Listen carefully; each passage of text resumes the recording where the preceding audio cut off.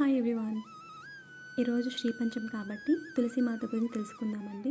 తులసి మాతని ఏ స్థానంలో ఉంచాలి అంటే తూర్పు, ఉత్తరము, తూర్పు ఈశాన్యం దగ్గర మాత్రమే ఉంచాలండి. దక్షిణం వైపు అయితే ఉంచకూడదు. ఎందుకంటే దక్షిణం వైపు యముని స్థానం కాబట్టి తులసి మాతని మనము దక్షిణం వైపు ఉంచమన్నమాట.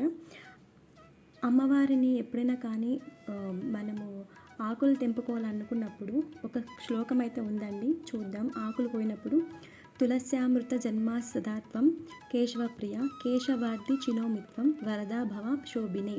ఓ తులసీదేవి, నీవు పాల సముద్రాన్ని చిలికినప్పుడు వెలువడిన అమృతం నుండి జన్మించిన దానవు.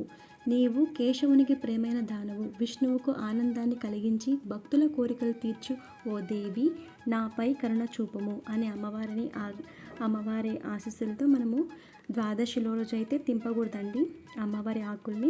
శుక్రవారం కానీ మంగళవారం కానీ ఏ రోజైనా తెంపొచ్చు, కానీ ద్వాదశిలో కూడా మనము తెంపకూడదు. ఎందుకంటే ద్వాదశిలో అమ్మవారు కూడా వ్రతం చేసుకుంటూ ఉంటారు కాబట్టి ఆ గడియల్లో మాత్రము ద్వాదశి ఉన్నప్పుడు మాత్రము మనము అమ్మవారి ఆకుల్ని తెంపకూడదు అన్నమాట.